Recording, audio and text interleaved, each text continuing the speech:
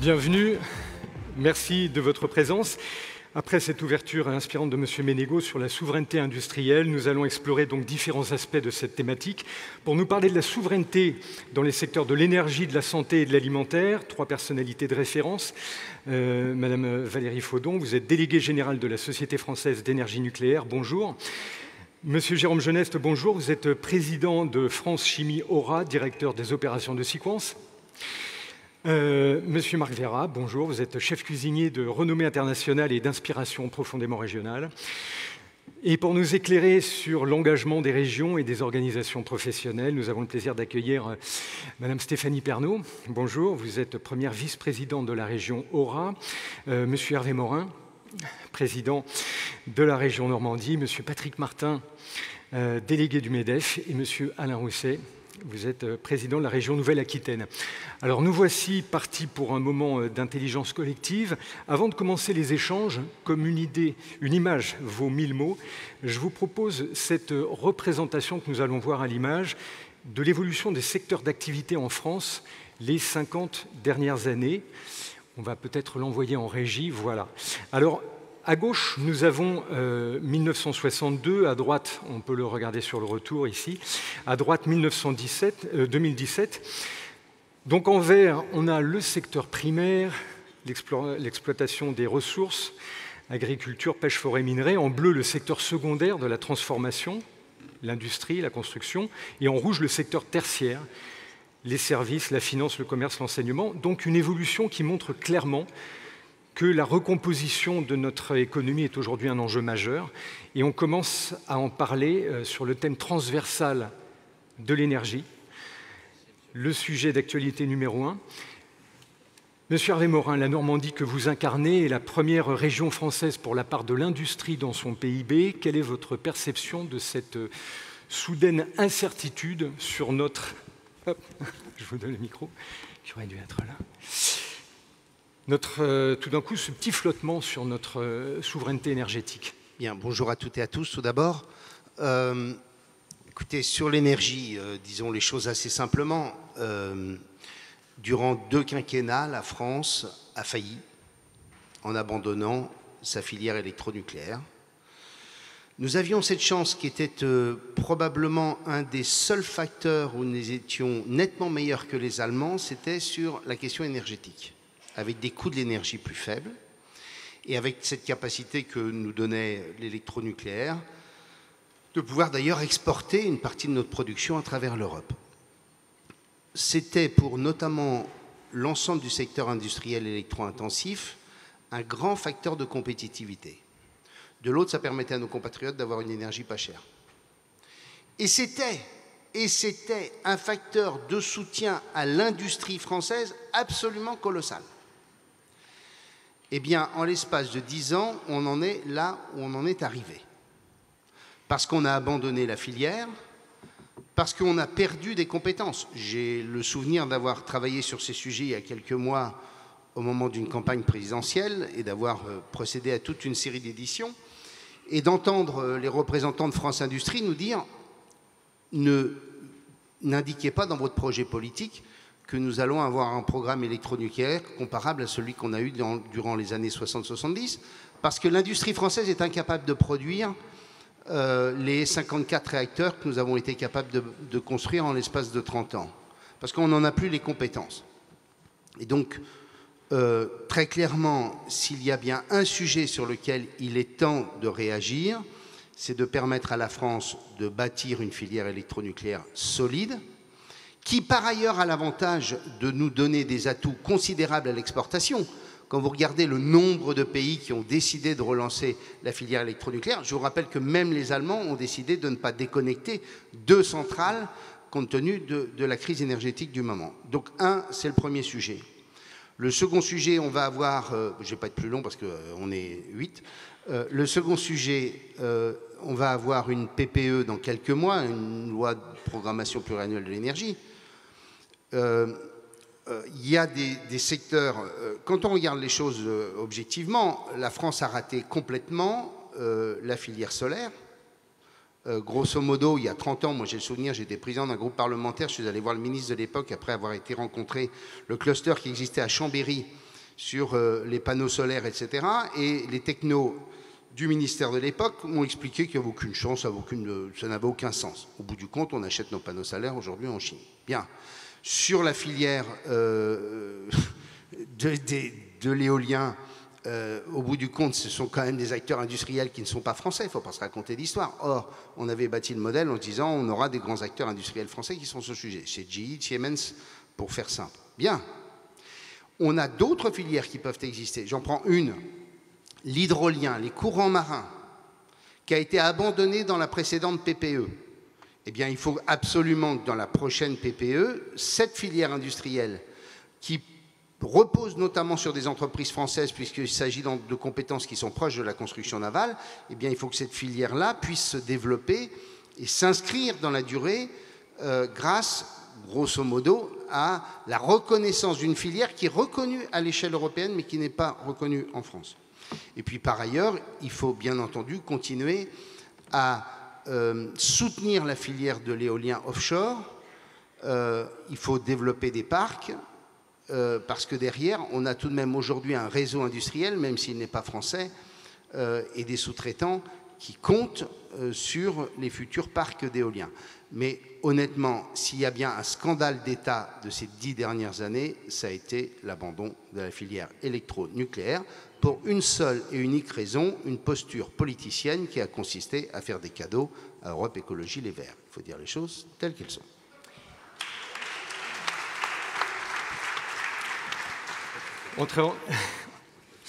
Alors, Valérie Faudon, vous êtes de l'association du nucléaire, justement, vous êtes déléguée générale et vous avez pour mission de développer les connaissances de celles et ceux qui s'intéressent au nucléaire.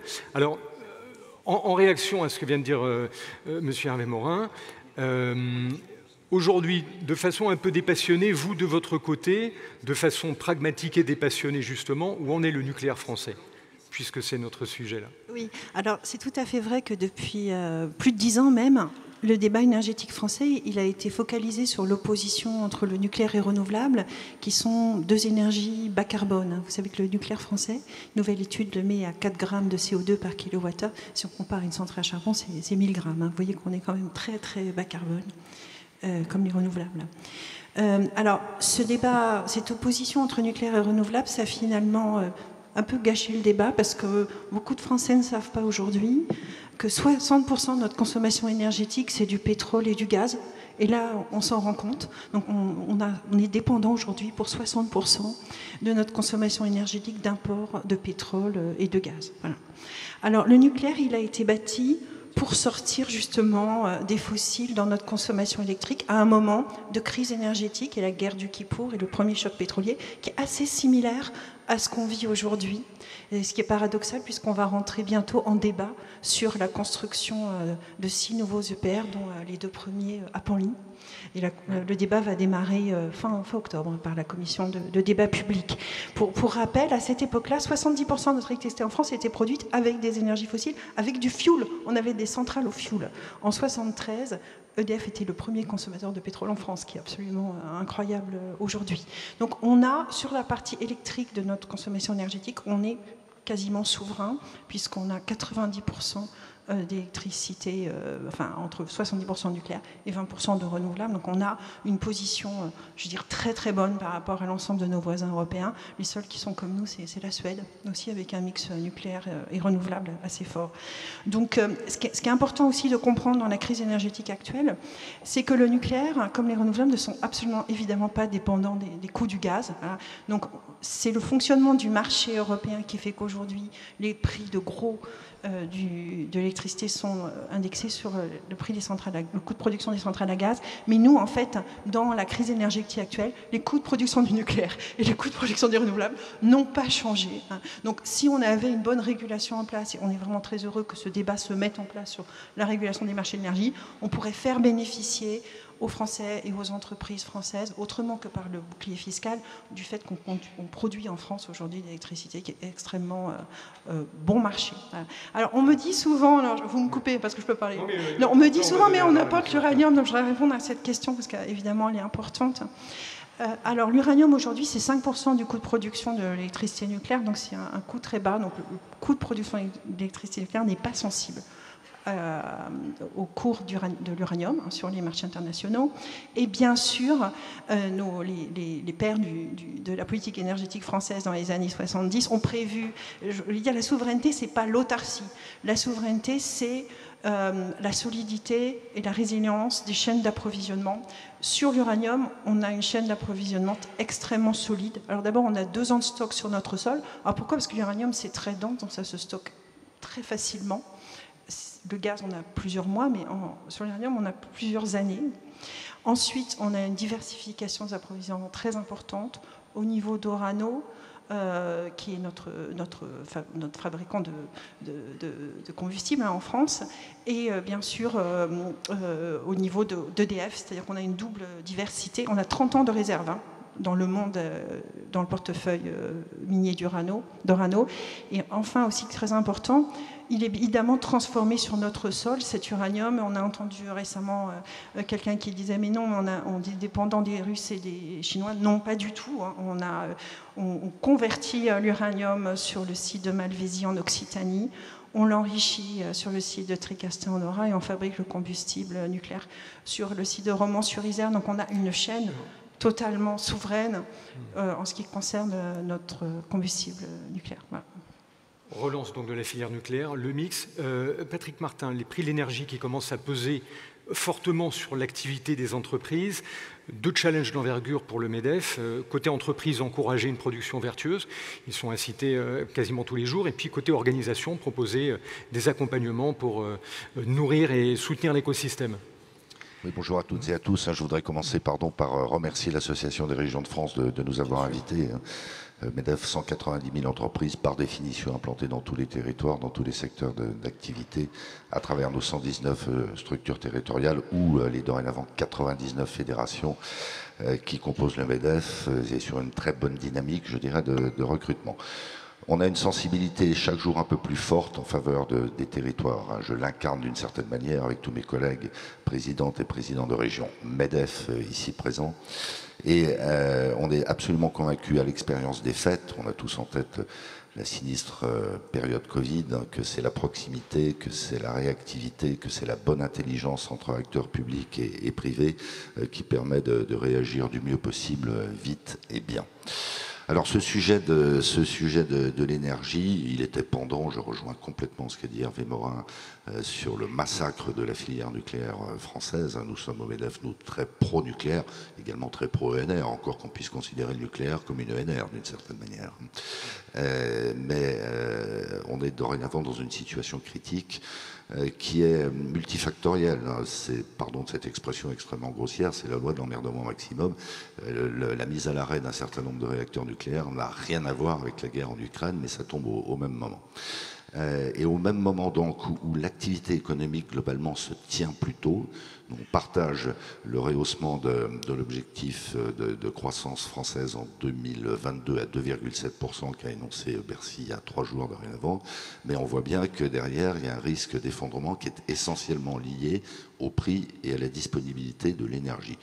On est à vrai dire un peu moins inquiet sur la disponibilité de l'énergie que sur son prix, avec, ça a été évoqué, un market design, un système de formation des prix à l'échelle européenne qui est devenu complètement fou, outre le fait que, dans le même temps, d'autres plaques, d'autres continents, ça renvoie un petit peu à ce qu'a dit remarquablement Florent Menegaux tout à l'heure, se portent beaucoup mieux. Les Américains achètent à ce jour leur gaz 6 fois moins cher que les Européens. Donc ça crée des distorsions de concurrence qui laisseront durablement des traces et qui, au même moment où on veut se réindustrialiser, vont conduire en réalité à un surcroît de désindustrialisation avec tous les enjeux que ça peut emporter sur le plan territorial, sur le plan politique.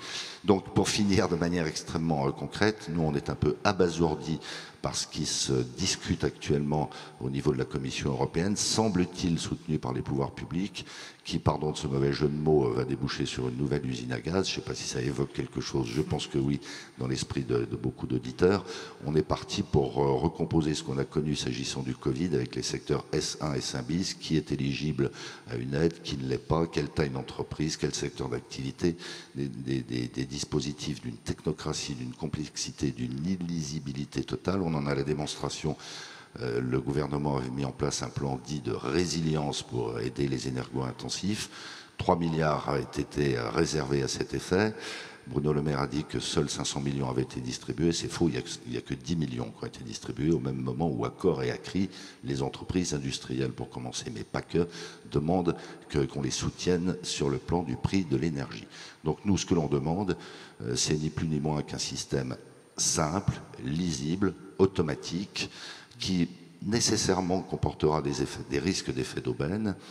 Ça a été le cas pour le PGE, ça a été le cas pour l'activité partielle dérogatoire, oui, on le sait, mais l'urgence est telle que si on ne met pas en place vite, fort et simplement ce dispositif, qui s'inspire de ce que les Espagnols et les Portugais, par dérogation, ont pu obtenir, et qui s'est mis en œuvre séance tenante, on a un risque majeur de collapse industriel, étant rappelé, sous le contrôle des uns et des autres, qu'à ce jour, beaucoup de nos entreprises, singulièrement industrielles, sont encore couvertes par des contrats de fourniture qui les préservent de l'explosion de leurs coûts d'approvisionnement, mais que la grande majorité de ces contrats arrivent à échéance fin 2022.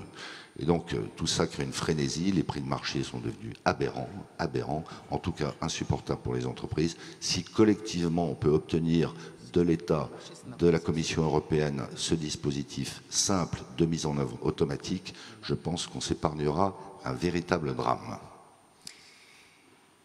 À réaliser donc dans les prochains mois. Jérôme Jeunesse, dans les prochaines semaines, oui, mais on a quelques mois pour le changer. Oui. Est-ce que je peux juste... Bien sûr. Et après, je vous promets, je ne prends plus jamais la parole. Non, mais...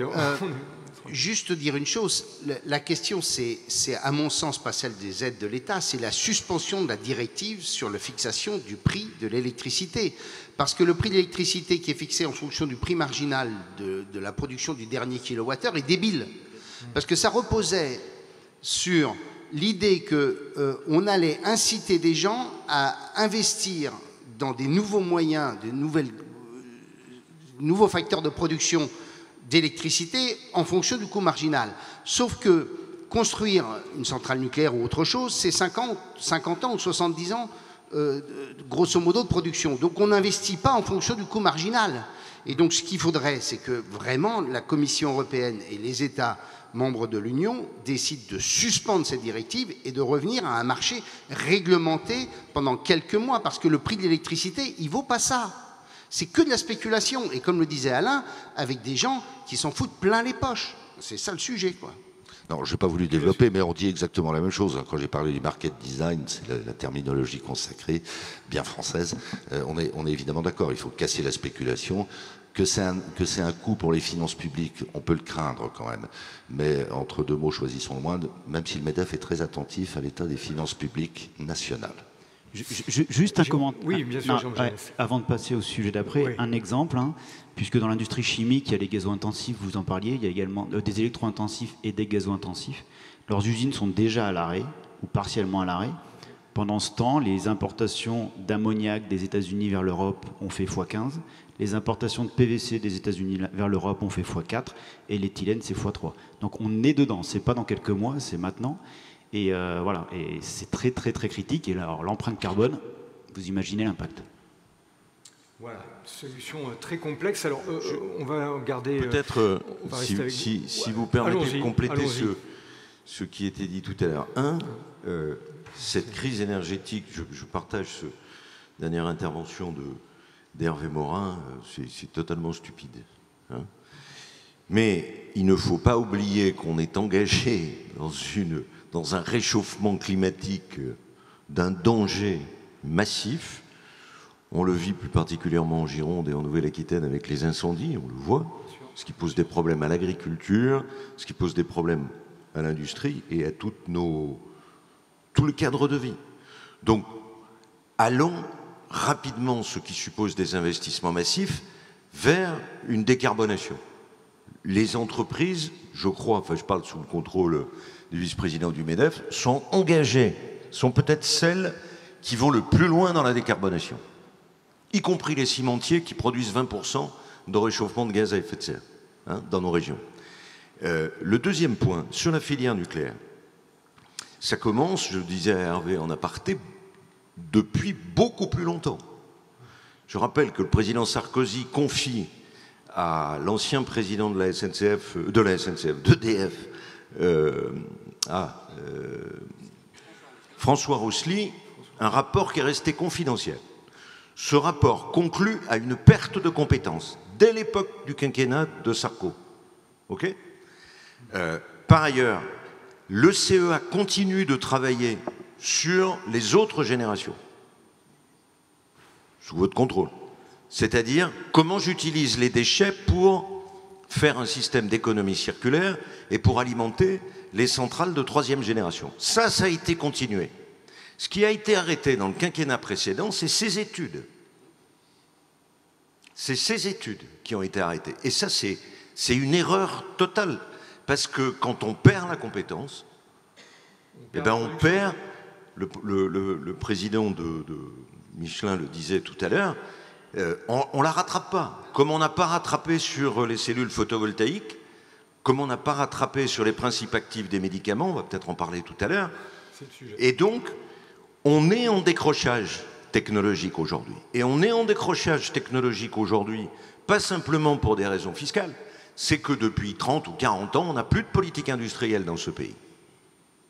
Qui que ce soit, que le politique a plié les Gaules et qu'on n'a pas eu, on ne peut pas faire confiance quand on est responsable politique, donc on représente la société, donc comme ça a pu se passer dans les fameuses 30 glorieuses, même si elles étaient peu reluisantes sur le plan du réchauffement climatique, on ne peut se passer d'exprimer des stratégies.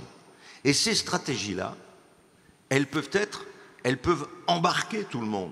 Nous, on a lancé au début du Covid en Nouvelle-Aquitaine avec les entreprises, avec la recherche. N'oublions pas que tout commence par la recherche. Tout commence par la recherche. Et on a dégradé nos capacités de recherche. On a lancé sur le biosourcing des médicaments. 98% des principes actifs nous viennent de Chine. Sur les reconquêtes en matière d'électronique, qui sont partout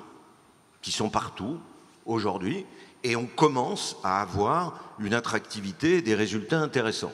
Donc ça suppose de l'anticipation et il faut que le politique se réinvestisse dans l'industrie et les technologies tout en gardant en ligne de mire que nous ne pouvons plus vivre sur un modèle de production et de consommation comme hier. Une vision politique et Merci pour les applaudissements. Justement, avec vous, Jérôme Geneste, nous allons évoquer ces principes actifs pharmaceutiques qu'on vient d'évoquer. C'est une clé. On a vu l'importance que les médicaments avaient en cas de pandémie, comme on l'a vécu avec le Covid. Donc, de votre côté, comment vous voyez ça, justement, cette possible relocalisation, et on en est où aujourd'hui avec cette production ? Alors, effectivement, en 10 ans, quand on regarde, on a multiplié par 12 le nombre de ruptures de médicaments dans les pharmacies. Ça a commencé avant le Covid-19. Le Covid-19 a été un marqueur, puisque pendant le Covid-19, nous tous, en tout cas tous les Français, sont rendus compte qu'on n'avait plus ces médicaments. Le produit le plus emblématique, ça a été le paracétamol. L'Inde a fermé ses frontières pendant la pandémie et on s'est retrouvé en limite de rupture dans l'Europe et aux États-Unis sur le paracétamol. C'est le fruit en fait de 20 ans, à partir des années 90, de délocalisation massive. On a fermé énormément d'usines de principes actifs en France et en Europe et on se retrouve à plutôt 75% de principes actifs qui proviennent d'Asie. Beaucoup l'Inde, beaucoup la Chine, effectivement. Donc c'est vraiment le fruit. Et alors, à un moment, alors pourquoi ces délocalisations ? Deux facteurs principaux, un écart énorme de coûts liés à des contraintes tout à fait légitimes de sécurité et d'environnement en Europe, très différentes de l'Asie, un écart qui était très très important, et en même temps une recherche de prix très très bas. Principe actif, c'est 5 à 10% du prix du médicament, mais on a cherché des prix très bas, tirés en partie quand même par les génériques, qui avaient un impact positif sur les dépenses publiques. Mais voilà, une des contreparties qu'il faut bien voir. On pensait laisser partir les principes actifs et qu'ensuite les usines de médicaments allaient rester. Mais une fois que l'Inde a développé ses usines de principes actifs, c'était très naïf de penser. C'est une filière. C'est comme quand on pense qu'on va laisser partir les usines et garder les centres de recherche et les sièges sociaux. C'est pas vrai en fait. Là où on est plus efficace en R&D, c'est quand l'usine est à côté. Donc voilà. Donc il y a eu une prise de conscience Il y a un petit, j'ai tendance à dire, il y a une étincelle de relocalisation, c'est vrai. On pourra parler du paracétamol, si vous voulez, sujet sur lequel on travaille sur notre usine. Globalement, si vous voulez, ce qu'on a défait en 20 ans, c'est plus rapide d'arrêter une usine que d'en construire une, particulièrement dans l'industrie chimique, mais c'est vrai dans la plupart des industries. Donc on le disait, le président de Michelin le disait tout à l'heure, il va falloir du temps, il va falloir garder cette ligne directrice, et je ne reviens pas sur l'énergie qui peut tuer ce bourgeonnement de relocalisation très très rapidement. On verra tout à l'heure, on reparlera probablement du paracétamol pour voir si cette étincelle peut provoquer un feu et puis soutenir durablement l'industrie. Stéphanie Pernaut, vous êtes vice-présidente déléguée à l'économie, à la relocalisation, à la préférence régionale et numérique. Tout ce que nous évoquons là doit résonner particulièrement pour vous. Parlez-nous un peu de l'accompagnement des entreprises que vous avez mis en place dans la région pour justement favoriser cette relocalisation qui est aujourd'hui nécessaire. Alors effectivement, en décembre dernier, on a voté un plan de relocalisation parce qu'on est une grande région industrielle. C'est ce que vous disiez tout à l'heure, il faut partir d'un territoire, on va dire, accueillant, en tout cas où on a déjà des filières qui existent. Et dans ce plan de relocalisation, on a deux objectifs très importants. Le premier, c'est d'abord de permettre à nos entreprises industrielles régionales de développer une activité, soit augmenter leur production, soit créer une nouvelle activité industrielle. Puis le deuxième objectif, c'est de ramener en région des industries qui étaient parties, on le disait tout à l'heure, il y a quelques années, on expliquait aux grands groupes que finalement la France sans usine, c'était une bonne nouvelle. Et on a beaucoup d'industries et pour le coup des filières qui se sont un peu décomposées parce qu'on a incité à une délocalisation. On se rend compte aujourd'hui, juste après le Covid, mais par aussi des faits qui nous sont arrivés, qu'on a une tendance à revenir dans un territoire qui est accueillant industriellement, pour des raisons qui sont assez actuelles avec le coût de transport, avec le défaut d'approvisionnement sur des matières premières. Donc on a un retour d'activités qui n'étaient plus en région, qui sont en train de s'opérer. Il y a 3 raisons à cela.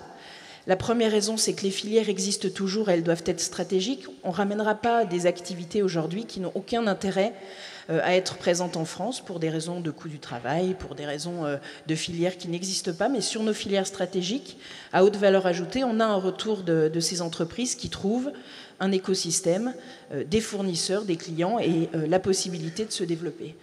Une deuxième raison à laquelle on peut aujourd'hui envisager une réindustrialisation, c'est l'accompagnement de la puissance publique. Et c'est ce que font les régions. On ne décide pas à la place de l'entreprise industrielle, on l'accompagne sur la complexité administrative à laquelle, évidemment, elle doit faire face. On l'accompagne sur son développement, on va dire du début à la fin de son installation, et on fait en sorte de respecter finalement tout ce système industriel qui se met en place et qui lui permet à un moment donné de développer de l'activité. Et puis le troisième sujet, je pense que c'est sur ce sujet qu'on a beaucoup plus de difficultés, c'est qu'on a besoin d'un temps long et qu'il faut une stratégie industrielle. Et cette stratégie industrielle en région Auvergne-Rhône-Alpes, le président Wauquiez l'a définie dès notre élection en 2015. Il faut prendre le temps d'installer nos entreprises industrielles, de les accompagner sans se sentir obligés que les pouvoirs publics prennent leur place. C'est nous qui accompagnons les entreprises, c'est elles qui ont des projets, mais il faut une stratégie. Et nous, notre stratégie, c'est de rester à notre place, de région très industrielle au niveau français, au niveau européen.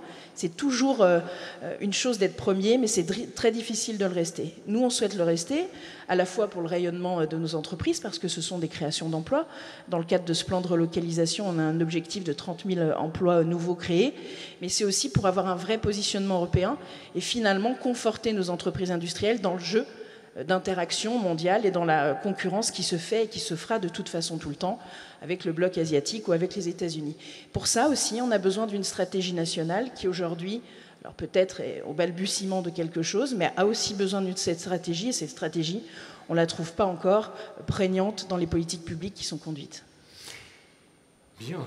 Donc voilà pour cette partie relocalisation. Pour ce tour de table, Marc Veyrat, on va évoquer avec vous la souveraineté alimentaire, parce qu'on a vraiment ces 3 thèmes à évoquer. Après, on va rebondir un peu sur ce qui a été évoqué. Tout au long de votre remarquable parcours de chef gastronomique, vous avez sans cesse réhabilité, réinventé les recettes, les savoir-faire du terroir.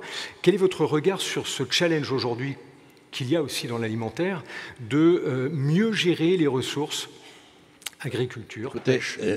J'ai entendu la table ronde. Là. Je vais essayer d'apporter un peu d'optimisme aromatique parce que bien. C'est un peu lourd. C'est des gens formidables parce qu'ils s'occupent de nous et ils disent la vérité. Que ce soit de droite ou de gauche, quelque part, il y a un consensus effectivement sur ce rapport écologique et le rapport alimentaire qui est indéfectible. C'est absolument vrai. Ce que je voulais vous dire, c'est quoi ce dont on va parler? Alors, j'ai pris des petites notes parce que moi, je suis un peu... Vous savez, je suis paysan, je sors de la ruralité.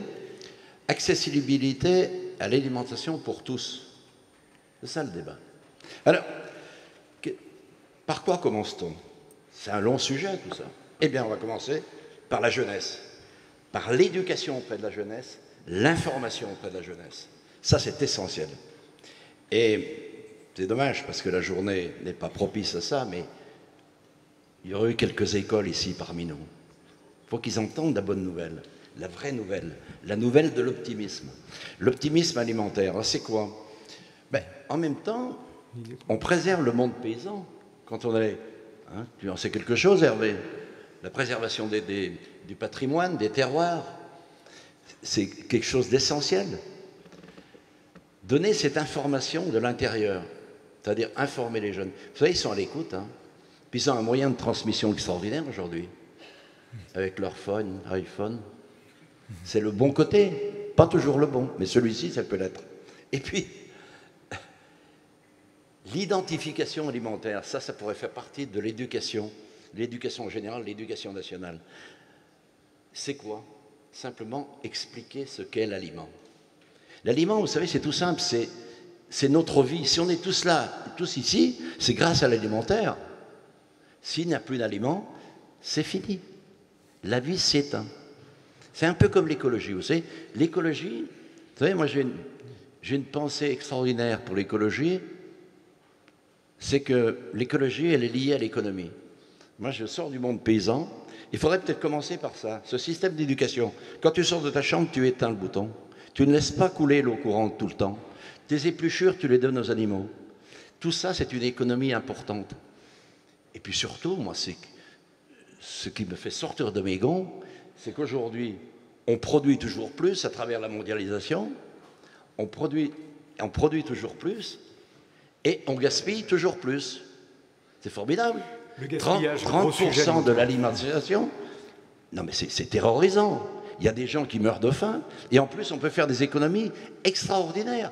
Quand on parle de ces problèmes, effectivement, d'orientation qu'on va avoir là, avec cette privation de gaz, d'électricité cet hiver, mais si on commence par là, je vous promets qu'on peut y arriver. Mais c'est un système, c'est un problème d'éducation au départ.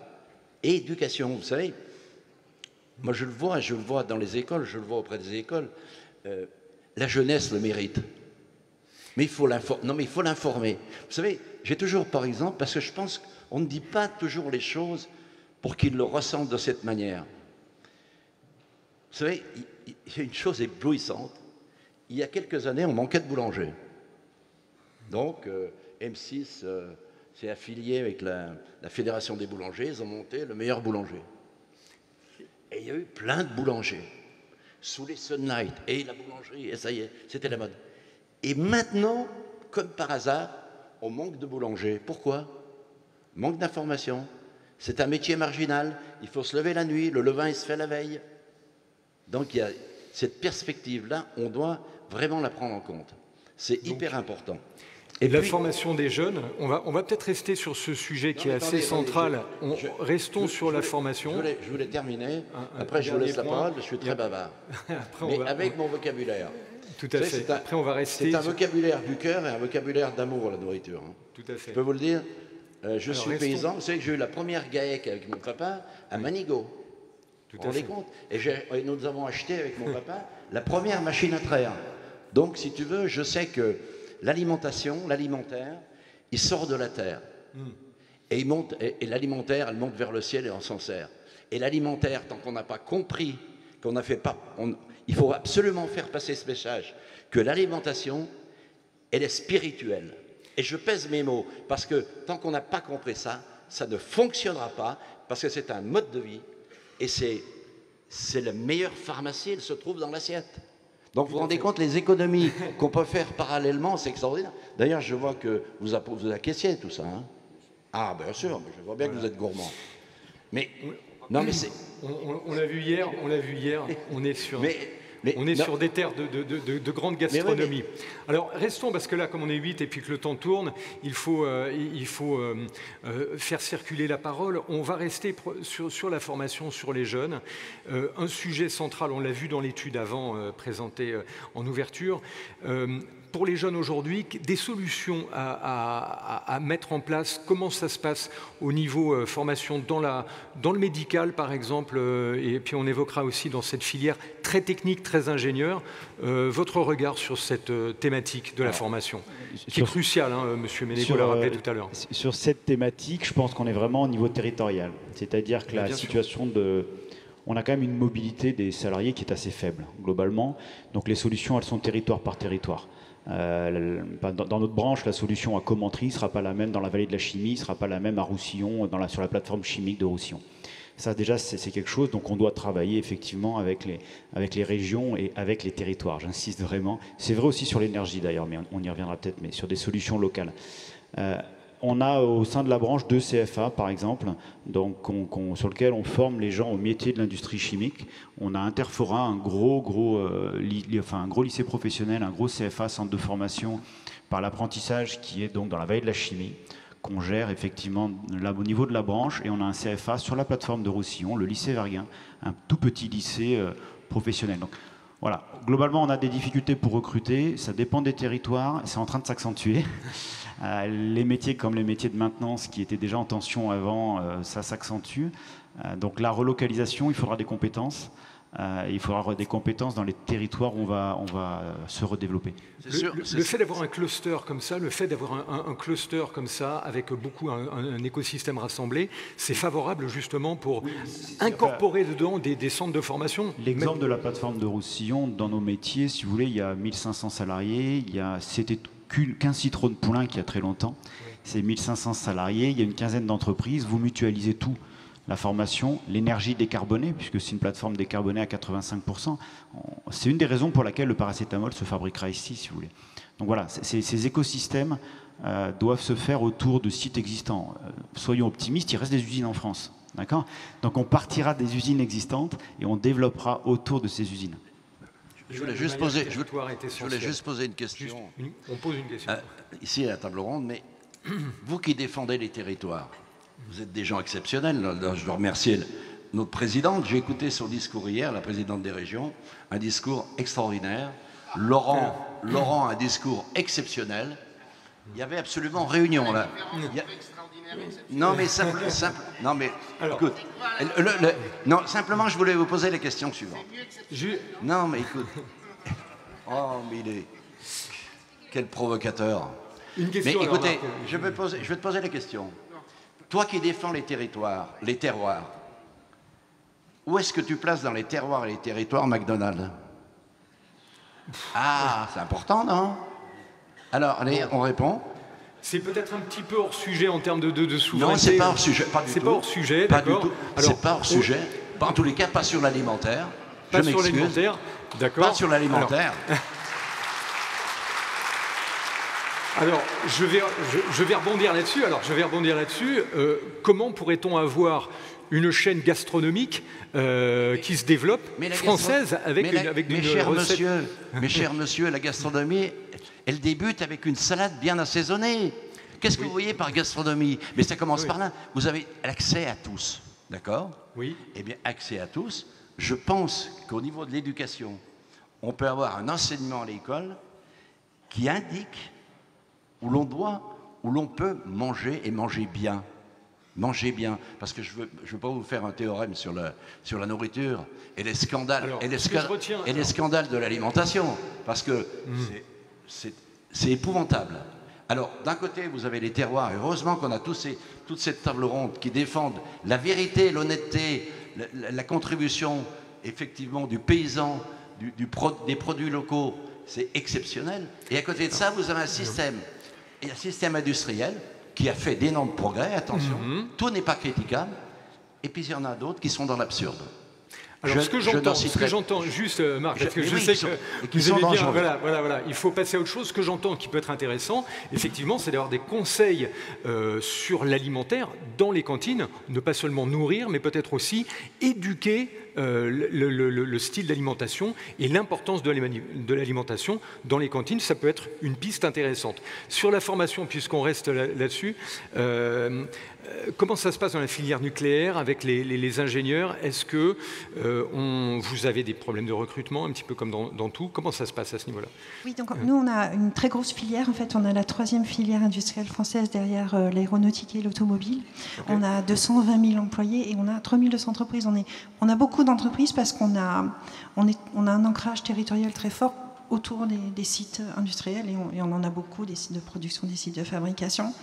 Donc on forme, pour vous donner une idée, on a 9 jours de formation continue par employé par an, donc c'est un investissement extrêmement élevé, et ceci sur l'ensemble des entreprises qui ne travaillent pas que chez nous, qui travaillent pour d'autres filières industrielles. Donc on porte sur des sujets comme évidemment les compétences, mais aussi sur des sujets comme le numérique ou les normes ISO de qualité. On porte donc ces 3200 entreprises.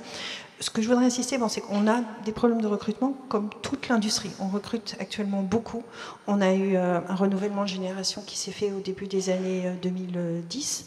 Et maintenant, on va recruter à la fois pour le grand carénage, c'est-à-dire la prolongation de l'exploitation des réacteurs, mais aussi pour les nouveaux réacteurs. Donc on a des enjeux. Je pense qu'on est au milieu d'un problème qui est général, des problèmes d'attractivité des métiers industriels.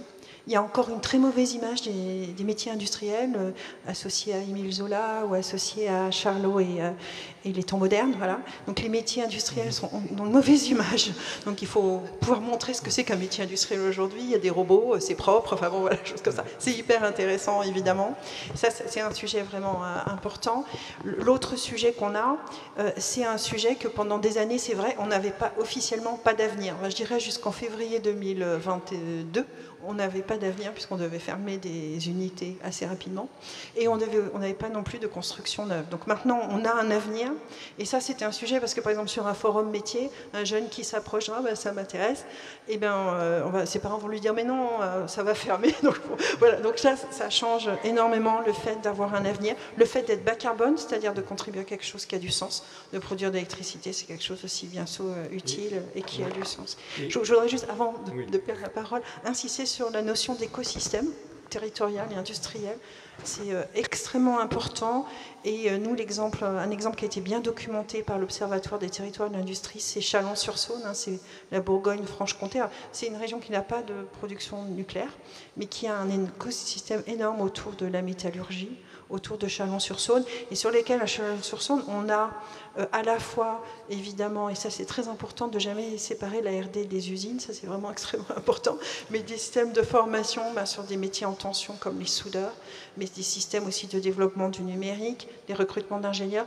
Un des points que je voulais dire avant de passer la parole, c'est que le problème, il n'est pas uniquement sur les ingénieurs, le problème, il est sur les métiers techniques, le manque d'attractivité qu'ont eu les métiers techniques par rapport aux filières générales. Or, en France, on a besoin de soudeurs, de chaudronniers, ça, c'est des métiers qui sont en tension et qui sont très intéressants, qui sont bien payés, avec des compétences très fortes. Et puis, le problème des filles, puisque moi, je suis au bord de IESF, depuis 10 ans, les femmes ingénieures, ça plafonne à 28%. Donc ça me désole parce que je suis moi-même femme ingénieure. Mais on perd tout ce potentiel de talent et très tôt, on le perd dès la 3e. Voilà, je passe. Problème d'image et d'attractivité. Merci pour vos applaudissements. Hervé Morin. Juste 2 ou 3 points complémentaires à ce que disait Madame. C'est le renversement de l'appréciation des filières du nucléaire. Comme on a Panly, on est en train d'essayer de mettre en tension notre système universitaire, nos écoles d'ingénieurs pour former beaucoup plus de techniciens et d'ingénieurs. Une centrale nucléaire, c'est 1500 ingénieurs supplémentaires. 1500 ingénieurs supplémentaires. Et donc, quand vous manquez déjà d'ingénieurs dans le pays, vous voyez à quel point c'est un effort absolument gigantesque pour un pays et encore pour une région. Mais quand les écoles d'ingénieurs sont allées voir les élèves terminale en leur disant, voilà, il y a des métiers pour vous et il y a le nucléaire. Ils me disaient, il y a quelques années, on avait beaucoup de mal à faire venir les jeunes sur ces métiers-là. Ça a totalement changé en l'espace d'1 an, avec beaucoup de jeunes qui s'intéressaient à cette question-là. Derrière, il y a quand même un sujet. C'est la réforme du bac, cher monsieur. La réforme du bac avec l'arrêt des mathématiques obligatoires. Et donc on a une partie, notamment, chère madame, des jeunes femmes qui aujourd'hui ont abandonné les mathématiques à partir de la première, ce qui continue à renforcer l'absence de femmes et de jeunes femmes dans ces formations-là. Je termine par un dernier point. Il y a aussi le niveau des mathématiques. Je vous raconte cette petite anecdote parce qu'elle m'a absolument effondré. Je rencontre un enseignant et qui me dit, vous savez, les petits Ukrainiens que nous avons dans nos écoles, ils ont des niveaux de maths nettement supérieurs aux nôtres. Je pose la question à la fin de ma réunion avec les directeurs d'écoles d'ingénieurs en disant, mais est-ce que c'est vrai, Et le directeur de la plus grande école d'ingénieurs de Normandie me dit, mais président, c'est pas vrai simplement avec les petits Ukrainiens. Vous savez, ceux qu'on méprise en Afrique, etc., comme ayant des systèmes scolaires mauvais, ils ont des niveaux de mathématiques nettement meilleurs que la plupart de nos jeunes compatriotes. Et donc derrière ça, il y a un sujet, c'est la revalorisation des métiers de l'éducation, parce que quand vous êtes un scientifique, quand vous avez fait des études de mathématiques, il faut avoir une sacrée vocation pour décider de devenir prof quand vous allez être payé, grosso modo, 2 fois moins cher que si vous allez dans l'économie privée. L'importance des mathématiques, M. Ménégo l'a souligné également tout à l'heure. Alain Rousset, vous voulez rajouter, oui, par rapport à l'alimentation. Oui. N'oublie pas le vin. N'oublie pas le vin quand même. Par rapport à l'alimentation, je voudrais poursuivre ce que Marc Verrat disait tout à l'heure. La région Nouvelle-Aquitaine est jumelée avec le Québec. La première fois que je vais en visite de travail à Québec, je ramène une idée qui s'appelle la neutracétique. La neutracétique. La neutracétique. C'est la relation entre l'alimentation et la santé. Et donc on a maintenant un laboratoire commun entre les universités de Nouvelle-Aquitaine et les universités de... Oui, là-dessus. Donc ce travail est fait. On va le poursuivre là avec le grand projet que l'ONU avait dessiné il y a quelques années, qui s'appelle One Health, une santé globale. On a bien vu qu'avec la zoonose de la Covid, la relation santé animale, santé humaine, santé végétale était essentielle. D'où l'effort nécessaire à faire en structuration des alternatives aux pesticides chimiques, les systèmes de biosécurité, biosourcing, parce que, mettons-nous bien dans la tête par rapport à la transition climatique, environnementale et écologique, on a tous les éléments, l'agriculture a tous les éléments aujourd'hui, par rapport à Monsanto, etc., pour passer de traitements de chimie de synthèse fossile à des traitements totalement biosourcés. Les microalgues. Le problème, c'est que l'ANSES ne valide pas ces produits et que les entreprises sont en train de se faire valider en Belgique. Que le retard, on les a, les moyens. Le problème, c'est que ce n'est pas homologué. Troisième point, je vous cite, comme l'a fait Hervé tout à l'heure, une expérience qu'on a faite par rapport à nos lycées.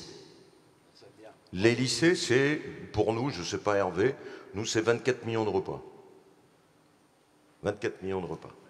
Comment, avec ces 24 millions de repas, on peut agir sur des circuits courts, valoriser le revenu de l'agriculteur et surtout commencer à réorienter agriculture et agroalimentaire vers des produits sans pesticides, sans perturbateurs, sans conservateurs. Comment on y arrive? On a une 50aine d'entreprises aujourd'hui qui travaillent là-dessus. 24 millions de repas.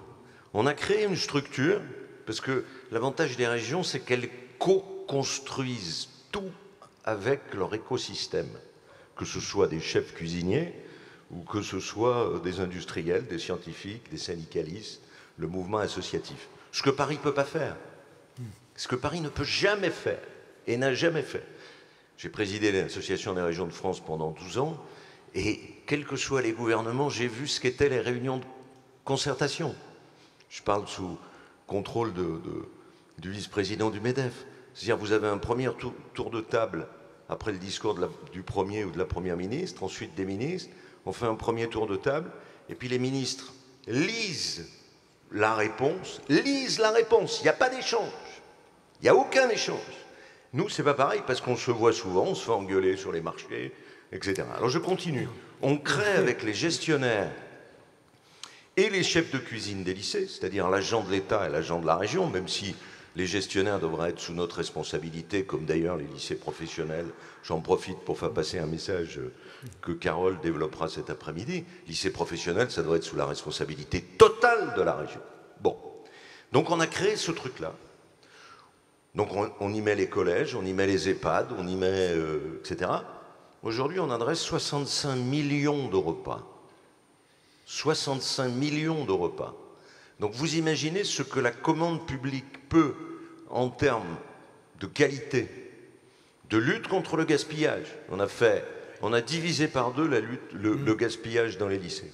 Et donc aujourd'hui, l'agroalimentaire, les agriculteurs, les plateformes, etc., ça marche. Les vertus de l'économie circulaire, tout d'un coup, là, on évoque ça, c'est fondamental, et les régions ont cette échelle extraordinaire pour l'économie circulaire. Je veux juste rebondir sur...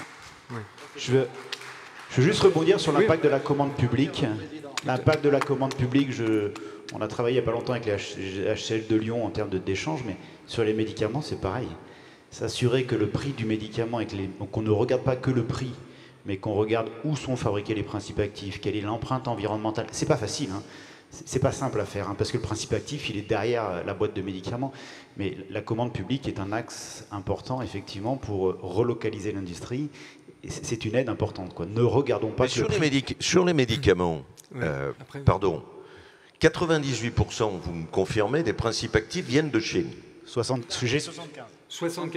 Chine et Inde, il n'y a pas que la Chine, juste. Oui, Chine et Inde. Bon. Historiquement, quel était le premier médicament contre le cancer? Il nous venait de l'if, de l'arbre if. Il y a des médecines qui ont été traditionnellement basées sur le végétal. Aujourd'hui, avec la résine, alors il se trouve qu'ayant la plus grande forêt d'Europe en Nouvelle-Aquitaine, on a des pins, il y a de la résine, etc. La résine, ça sert à faire des produits cosmétiques, les terpènes, ça sert à faire des produits de nettoyage. Et voilà. Et il manque cet intervalle entre ces 2 types de produits pour faire des principes actifs des médicaments. Donc on s'est engagé massivement avec le monde industriel, le monde de la recherche, le monde des pharmaciens, pour biosourcer les principes actifs des médicaments. Parce que, ça a été dit tout à l'heure, on ne relocalisera pas des activités en fermant des usines en Chine aux mêmes conditions environnementales, sociales, culturelles, je ne sais pas, etc. On le fera avec des sauts technologiques.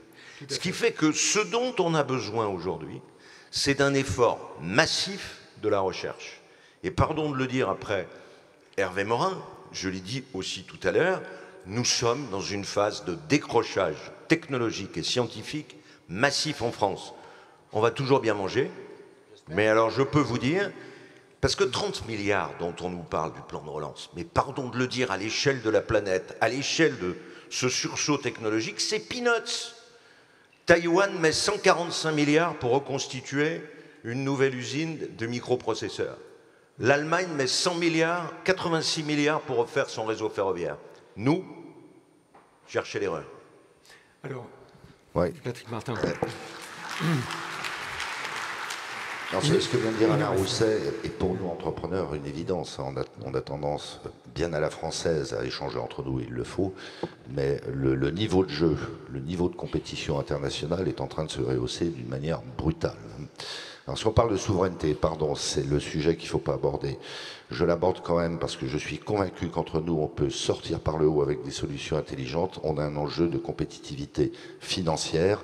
Il y a le sujet des impôts de production. Il faut qu'ensemble, avec l'État, on trouve une solution qui permette aux collectivités locales dans leurs différentes compétences, d'être réintéressés, aussi bien d'ailleurs à la construction de logements qu'au développement des entreprises et singulièrement industrielles. On est dans une espèce de guerre de religion sur ce sujet-là qui nous fait à tous perdre du temps. Deuxième enjeu, la simplification. Il ne faut pas que, dans le cadre d'un surcroît de décentralisation que nous appelons ardemment de nos voeux au MEDEF, on vienne paradoxalement recréer de la complexité.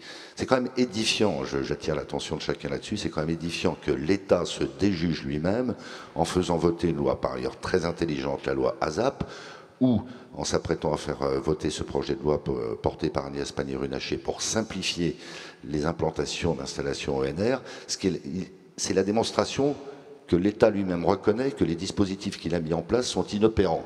Alors autant remettre globalement les dispositifs en place. Bon, c'est kafkaïen. Et le troisième point, c'est évidemment la formation.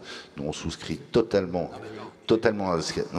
sur la formation, il y a eu de très belles avancées et ce sont des succès collectifs. Je suis d'accord, il faut des informations positives.